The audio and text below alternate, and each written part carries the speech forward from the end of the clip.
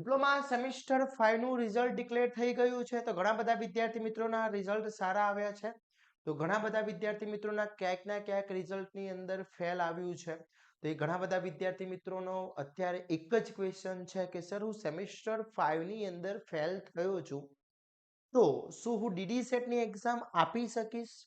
બહુ મોટો સવાલ છે. ઘણા બધા વિદ્યાર્થી મિત્રોના કોલ અને મેસેજ આવ્યા કે સર મારે એક સબ્જેક્ટમાં બ્લોક આવ્યો છે, બે સબ્જેક્ટમાં બ્લોક આવ્યો છે, હું બે સબ્જેક્ટમાં ફેલ થયો છું, સેમિસ્ટર 5 માં જ ફક્ત બેકલોગ આવી છે, આગળના સેમિસ્ટર ક્લિયર છે મારા, તો શું ડીડી સેટ 2026 નું એક્ઝામ ફોર્મ ભરી શકીશ?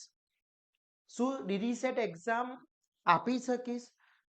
એક્ઝામ આપ્યા પછી શું મારી જ્યારે માર્કશીટ આવશે ત્યારે મને એડમિશન મળશે કે નહીં મળે? ઘણા બધા ક્વેશ્ચન્સ છે. આ બધા જ ક્વેશ્ચનના આન્સર આજે હું આ વિડીયોની અંદર આપવાનો છું.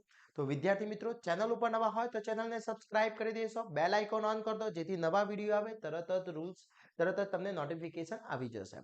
વિદ્યાર્થી મિત્રો, ડીડી સેટના ઘણા બધા રૂલ્સ છે જે હજી ઘણા બધા વિદ્યાર્થી મિત્રો જાણતા નથી અને થોડા જે ઇમ્પોર્ટન્ટ રૂલ્સ છે આજે આપણે આ વિડીયોમાં વાત કરવાના છે. જોડે જોડે આપણો ડેલી લાઈવ લેક્ચરનો કોર્સ ચાલુ છે ડીડી સેટ એક્ઝામ માટેનો. છેલ્લા 2 વર્ષથી આપણે સૌથી વધુ પરિણામ અપાવીએ છીએ એટલે કે ડિપ્લોમાથી ડીડી સેટ સુધીની જે સફર છે તમે આઇકોન એન્જિનિયરિંગ સાથે કરી રહ્યા છો અથવા જો નથી કરી ડીડી સેટની અંદર જોઈન નથી થયા તો તમે જોઈન થઈ શકો છો. બેચ 2 ન્યૂ બેચ સ્ટાર્ટ થયેલી છે. કરન્ટલી ન્યૂ બેચ સ્ટાર્ટ થઈ છે તો એની અંદર તમે જોઈન કરી શકો છો અને જોઈન થવા માટેનું ડિસ્ક્રિપ્શનમાં લિંક મૂકેલી છે, ત્યાંથી તમે કોર્સ પરચેસ કરીને અમારી સાથે જોઈન થઈ શકો છો. હવે મેઇન વસ્તુ કે જે વિદ્યાર્થી ડિપ્લોમાની અંદર સેમિસ્ટર 5 માં ફેલ થયો છે એનું રિઝલ્ટ આવ્યું છે તો શું એ ડીડી સેટની એક્ઝામ જે લેવાની છે 2026 ની અંદર જે એક્ઝામ લેવાની છે કે એપ્રોક્સી એક્ઝામ લેવાશે બેટા, એની ડેટ એપ્રોક્સી ડેટ આવી છે, આવી નથી પણ એપ્રિલ મંથની અંદર લેવાશે. ઓકે, આની અંદર એક્ઝામ આપી શકશે તો હું કહીશ યસ, 110% એક્ઝામ આપી શકશે, એમથી કોઈ જ મતલબ નથી. ઓકે, તો શું સર સેમિસ્ટર 5 નું રિઝલ્ટ ક્યારે આવશે, એક્ઝામ ક્યારે આવશે? તો આખી વસ્તુ અહીંયા તમને સમજાવી દઉં કે અત્યારે તમે સેમિસ્ટર 6 માં છો, સેમ 6 માં અત્યારે તમે કરન્ટલી છો, એની એક્ઝામ જે જીટીયુ ની એક્ઝામ છે વિદ્યાર્થી મિત્રો, એ જીટીયુ ની એક્ઝામ છે 13/5/2026 થી સ્ટાર્ટ થઈ રહી છે. તમારે એકેડેમિક કેલેન્ડર જોઈ લઈએ આપણે એકવાર. જીટીયુ ની જે એક્ઝામ ડેટ છે તમે જોઈ શકો છો, છઠ્ઠા સેમિસ્ટરની જે એક્ઝામ છે ડિપ્લોમા સેમિસ્ટર 6 એ સોરી 12/5 થી સ્ટાર્ટ થઈ રહી છે, 12/5 થી સ્ટાર્ટ થઈ રહી છે અને એ જે છે એની એક્ઝામ ડેટ છે 16/6 સુધીની એક્ઝામ છે અને 10/8 રિઝલ્ટ બતાવે છે, પણ આ ટેલેન્ટિવ ડેટ છે બેટા રિઝલ્ટની. ઓકે, એના પહેલા રિઝલ્ટ આવી જશે. ક્લિયર? હવે સેમિસ્ટર 4 ની બી 13 તારીખથી સ્ટાર્ટ થઈ રહી છે અને 30 તારીખે ફિનિશ થાય છે અને એના પહેલા રિઝલ્ટ અહીંયા બતાવી રહ્યું છે એટલે એ તો સેમિસ્ટર 6 નું જ રિઝલ્ટ પહેલા આવવાનું છે, પછી સેમિસ્ટર 4 નું આવશે. તો હવે સેમિસ્ટર 6 અને 4 તો આની જોડે સેમિસ્ટર 6 ના જોડે જ સમજી લો તમારી જે સેમિસ્ટર 5 સેમ 5 રીમિડિયલ જે એક્ઝામ છે, રીમિડિયલ જે એક્ઝામ છે એ તમારા સેમ 6 ના જોડે જ લેવાશે એક્ઝામ. ઓકે, એટલે જ્યારે સેમ 6 નું પેપર હશે ત્યારે તમારી એક્ઝામ એની અંદર લેવાશે. ક્લિયર? એટલે જોડે જ તમારી એક્ઝામ હશે એટલે પહેલા સેમિસ્ટર 6 નું રિઝલ્ટ આવશે અને એના પછી સેમિસ્ટર 5 નું રિઝલ્ટ આવશે. હવે ડીડી સેટ નો રૂલ શું છે? તો ડીડી સેટ ની અંદર જ્યારે બી તમારા રિઝલ્ટ ડિક્લેર થાય અને જ્યારે બી તમે એડમિશન લો છો અને એડમિશન લીધા પછી એની એક ડેડલાઇન આપવામાં આવે છે બી આ તારીખ સુધી તમારું ડિપ્લોમાનું બધું જ રિઝલ્ટ આવેલું હોવું જોઈએ અને એમાં તમે પાસ હોવા જોઈએ. તમે એક ટ્રાયથી પાસ થયા છો, બે ટ્રાયથી પાસ થયા છો, એનાથી કોઈ જ મતલબ નથી. તમારી જે ડીડી સેટની D2D નું જે પ્રોસેસ થવાની છે, D2D ની જે પ્રોસેસ થવાની છે ઓનલી ફોર ડીડી સેટના માર્ક્સના આધારે થવાની છે. જે 200 માંથી તમે જે માર્ક્સ લાવો છો એના આધારે થવાની છે. તમે ડિપ્લોમામાં પાસ જોઈએ. તો હવે જે વિદ્યાર્થી મિત્રો અત્યારે સેમિસ્ટર 5 માં ફેલ થયા છે એ લોકોને એક ચાન્સ મળશે. ક્યારે મળવાનો છે? સેમિસ્ટર 6 ના જોડે ચાન્સ મળશે. તો સેમિસ્ટર 6 ના જોડે જે ચાન્સ મળવાનો છે એ ચાન્સની અંદર તમારે 110% પાસ થવું જ પડશે.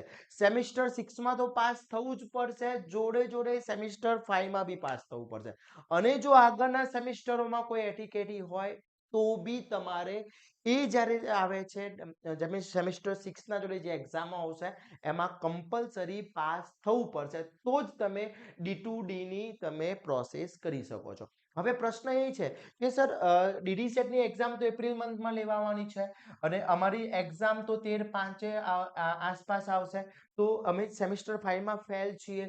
હવે થોડા જ દિવસોમાં ડીડી સેટનું નોટિફિકેશન આવી જશે, એના ફોર્મ ભરવાના સ્ટાર્ટ થઈ જશે. એ અમે તમને વોટ્સઅપ ગ્રુપમાં અમારી ચેનલ ઉપર બી મૂકી દઈશું. વોટ્સઅપ ગ્રુપમાં જોઈન ના તો વોટ્સઅપ ગ્રુપની લિંક મૂકેલી છે, ત્યાંથી જોઈન થઈ જજો. તો વિદ્યાર્થી મિત્રો, અહીંયા એનાથી કોઈ જ મતલબ નથી તમે ડીડી સેટની એક્ઝામના ફોર્મ ભરી શકો છો, એમાં કોઈ જ મતલબ નથી. તમે સેમિસ્ટર 6 માં રેગ્યુલર હોવા જોઈએ.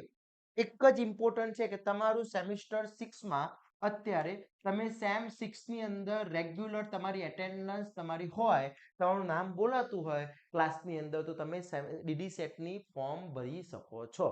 તમે 5મા સેમિસ્ટરમાં બેકલોગ છે, એટીકેટી છે, એનાથી કોઈ જ મતલબ નથી. એટલે ચિંતા ના કરશો.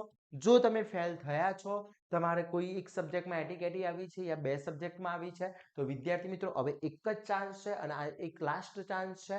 એ ખાસ ધ્યાન રાખીને તૈયારી સ્ટાર્ટ કરી દેવાની છે. ઘણા બધા વિદ્યાર્થી મિત્રો પૂછે કે સર શું રીએસેસમેન્ટ આપી શકું, રીચેકિંગ આપી શકું? હું તમને એવું કહું છું કે જો તમને એવું લાગી રહ્યું છે કે મેં 35 થી 40 માર્ક્સનું સાચું લખ્યું છે, તો હું કહું છું કે 110% તમે રીએસેસમેન્ટ આપજો, રીચેકિંગ ના આપતા, રીએસેસમેન્ટ આપી દેવાનું. અને રીએસેસમેન્ટ આપ્યા પછી એનો વેટ એન્ડ વોચ નથી કરવાનું, જોડે જોડે સેમિસ્ટર 5 બી સ્ટાર્ટ કરી દેવાનું છે તૈયારી કરવા માટે. જો કદાચ એમાં રીએસેસમેન્ટનું રિઝલ્ટ 40 ડેઝની આસપાસ, 40 to 45 ડેઝની આસપાસ આવતું હોય છે અને જો એ વખતે તમે પાસ થઈ જાઓ છો તો ઇટ્સ ઓકે. નથી થતા તો પછી પાછળથી તૈયારી ના કરી હોય તો પ્રોબ્લેમ થવાના થશે.